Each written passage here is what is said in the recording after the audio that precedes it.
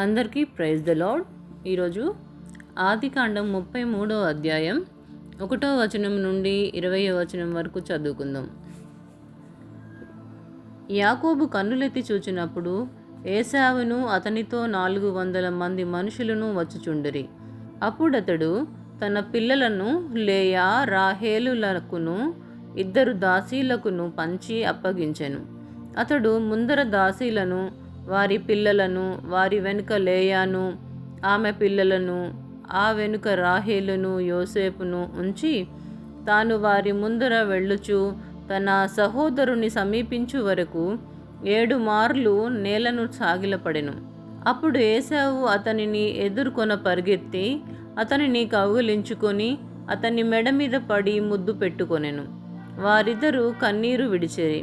ఏశావు కన్నులెత్తి ఆ స్త్రీలను పిల్లలను చూచి, వీరు నీకేమి కావాలనని అడిగినందుకు అతడు, వీరు దేవుడు నీ సేవకునికి దయచేసిన పిల్లలే అని చెప్పాను.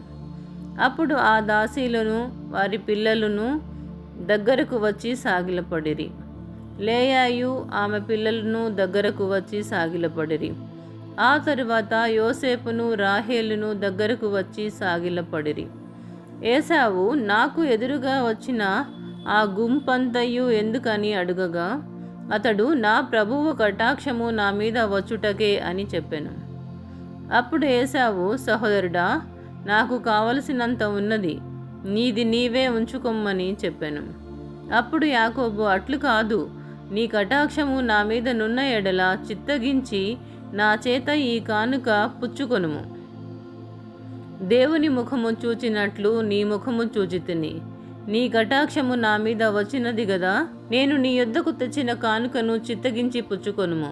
దేవుడు నన్ను కనుకరించెను, మరియు నాకు కావలసినంత ఉన్నదని చెప్పి అతని బలవంతము చేసెను గనుక అతడు దాన్ని పుచ్చుకొని, మనము వెళ్ళుదము, నేను నీకు ముందుగా సాగిపోవుదునని చెప్పగా అతడు, నా యొద్దనున్న పిల్లలు పసిపిల్లలనియు గొర్రెలు మేకలు పశువులు పాలిచునవి అనియు నా ప్రభువునకు తెలియను. ఒక దినమే వాటిని వడిగా తోలిన ఎడల ఈ మంద అంతయు చచ్చును. నా ప్రభువు దయచేసి తన దాసునికి ముందుగా వెళ్ళవలెను. నేను నా ప్రభువునొద్దకు సేయూరునకు వచ్చు వరకు నా ముందరనున్న మందలు నడువగలిగిన కొలదిని, ఈ పిల్లలు నడువగలిగిన కొలదిని వాటిని మెల్లగా నడిపించుకొని వచ్చేదనని అతనితో చెప్పెను. అప్పుడు ఏశావు, నీకిష్టమైన ఎడల నా యొద్దనున్న ఈ జనులలో కొందరిని నీ యొద్ద విడిచిపెట్టుదనని చెప్పగా అతడు, అది ఎలా, నా ప్రభువు కటాక్షము నా మీద నుండనిమ్మనెను. ఆ దినమున ఏశావు తన త్రోవను సేయీరునకు తిరిగిపోయెను. అప్పుడు యాకోబు సుక్కోతుకు ప్రయాణమైపోయి తనకొక ఇల్లు కట్టించుకొని తన పశువులకు పాకలు వేయించెను. అందుచేత ఆ చోటికి సుక్కోతు అను పేరు పెట్టబడెను.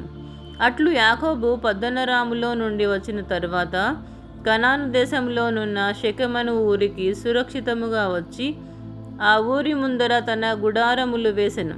మరియు అతడు తన గుడారములు వేసిన పొలము యొక్క భాగమును షెకెము తండ్రి అయిన హమోరు కుమారుల యొద్ద 100 వరహాలకు కొని అక్కడ ఒక బలిపీఠము కట్టించి దానికి ఎల్ ఎలోహేయి ఇస్రాయేలు అను పేరు పెట్టెను. దేవుడు ఈ వాక్యమును దీవించునుగాక. ఆమెన్.